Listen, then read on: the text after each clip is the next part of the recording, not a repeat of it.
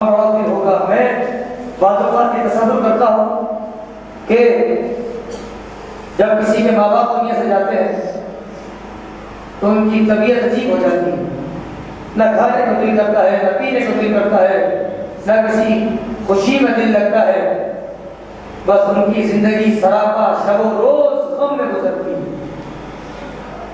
اور پھر ایسے ایسے لوگ میں نے دیکھے ہیں کہ جو سالوں تک غمزدہ رہتے ہیں، ان کی زندگیاں برباد ہو جاتی ہیں.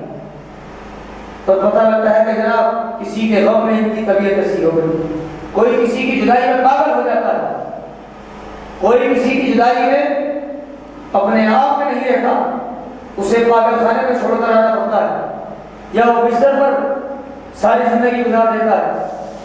کسی کو سکتہ ہو جاتا ہے، کسی کوئی کومے میں چلا جاتا ہے.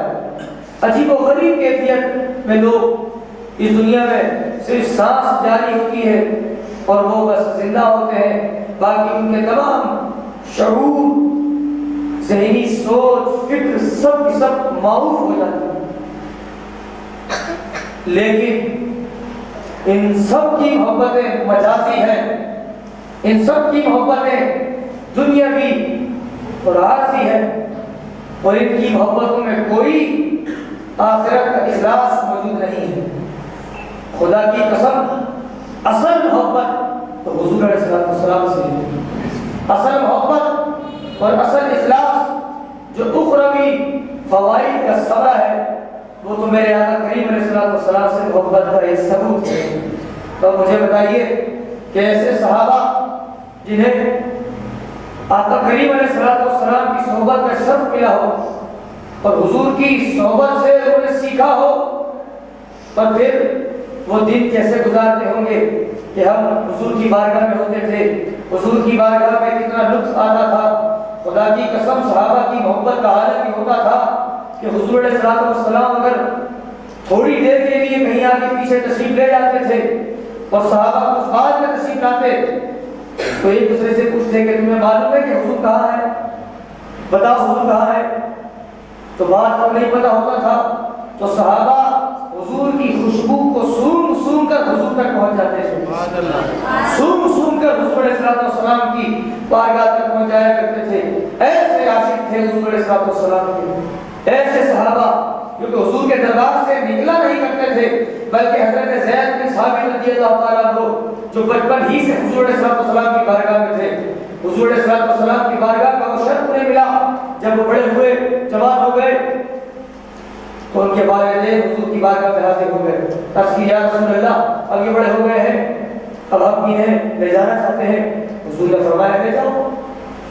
تو زید سے کہا چلو. تو حضور علیہ السلام کی بارگاہ کا شرف حضرت زید کو مل گیا تھا. یہ کوئی عام بارگاہ نہ تھی، یہ کوئی عام درسگاہ نہ تھی، یہ حضور علیہ السلام کی محبت و الفت کا نتیجہ تھا. حضرت زید نے اپنے سگے ماں باپ کو کہا کہ آپ لوگ تشریف لے جائیے، میرے سب کچھ میرے آقا کریم علیہ السلام. یہ ایک صحابی کا حال نہیں. حضرت ابو ہریرہ رضی اللہ تعالیٰ عنہ حضور کی بارگاہ میں رہا کرتے، شب و روز سب کو چھوڑ چھاڑ کر حضور کی بارگاہ میں رہا کرتے. کئی صحابہ حضور کی بارگاہ میں رہا کرتے، حضور کی بارگاہ سے جایا نہ کرتے. یہ بتائیے صحابہ کا اتنی محبت، اتنی الفت کا یہ انداز تھا کہ حضور کی بارگاہ کو چھوڑنے کے لیے تیار نہیں. مجھے بتائیے جب حضور علیہ السلام کا ظاہری وصال ہوا اور صحابہ نے حضور سے جدائی اختیار کی تو صحابہ نے کیسے اسے برداشت کیا، کیسے اپنے دل پر پتھر رکھا ہوگا اور کیسے اس جدائی کو برداشت کر کے اور آقا کریم علیہ السلام کی اس دین کی نشر و اشاعت کا اظہار کیا ہوگا. ایک بار حضرت بلال رضی اللہ تعالیٰ عنہ کی بارگاہ میں حضرت حسنین کریمین نے ارشاد فرمایا کہ آپ آئیے، یعنی حضور کے ظاہری وصال کی بات کا واقعہ ہے کہ آپ آئیے، مدینے میں کافی عرصہ گزر گیا ہے، آپ کی اذان مدینے والوں نے نہیں سنی ہے، آپ تشریف لے آئیے اور اذان دیجیے. تو حضرت بلال نے عرض کی ہاتھ جوڑ کر کہ آپ حضور علیہ السلام بظاہر ہمارے درمیان میں موجود نہیں ہیں، آپ لوگ میرے لیے کرم فرمائیے، مجھ پر ایسا کرم کر دیجیے کہ مجھے اس اذیت و کرم میں نہ ڈالیے کہ کہ میں اس بات کو برداشت نہیں کر سکتا، میں اس منبر کو اب دوبارہ نہیں دیکھ سکتا جس پر میرے آقا کریم علیہ السلام جلوہ فرما ہوتے۔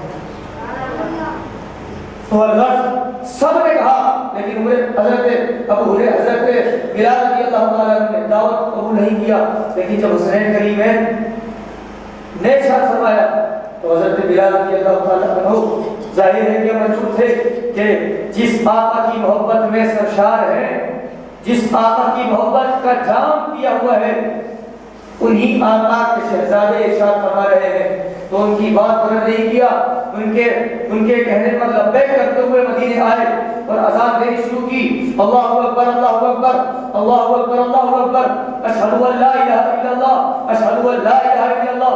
جب آپ پہنچے اشہد ان محمد رسول اللہ، تو جیسے ہی آپ اشہد ان محمد رسول اللہ صلی اللہ علیہ وسلم پر پہنچے تو آپ کی عادت کریمہ یہ ہوتی تھی کہ جب آپ اشہد ان محمد رسول اللہ صلی اللہ علیہ وسلم پڑھتے اذان میں تو منبر پر سرکار کی زیارت فرماتے تھے۔ جب اب کی بار آپ نے اشہد ان محمد رسول اللہ صلی اللہ علیہ وسلم پڑھا تو منبر پر جیسے ہی نظر کی تو حضور علیہ السلام کا نب آیا، تو بس آپ یہ برداشت نہیں ہوا اور آپ بے ہوش ہو گئے، حج کھا کے گر گئے اور بے ہوش ہو گئے۔ آپ یہ برداشت نہ ہوا، لوگوں نے آ کر کے آپ کو اٹھایا اور ایک طرف لے گئے۔ جب ہوش آیا آپ سے پوچھا کہ کیا معاملہ ہوا، تو روتے ہوئے عرض کیا، ارشاد فرمایا کہ میری عادت یہ تھی کہ جب میں اذان دیتا تھا اور جب میں اشہد ان محمد رسول اللہ صلی اللہ علیہ وسلم پڑھتا تھا تو میں اپنی ان آنکھوں سے حضور کا دیدار کیا کرتا تھا۔ آج جب میں نے اذان پڑھی ہے تو میں نے منبر پر نظر کی، مجھے حضور علیہ السلام نہ دیکھے تو میں اس بات کو برداشت نہ کر سکا، بس میں غش کھا کے گر گیا۔ تو صحابہ کا تو یہ عالم تھا محبت کا۔ مجھے بتائیے کہ حضور کے ظاہری انسان کے بعد ان صحابہ نے اپنی زندگی کو دین اسلام کی نشر و اشاعت کے لیے کیسے پیش کیا ہوگا؟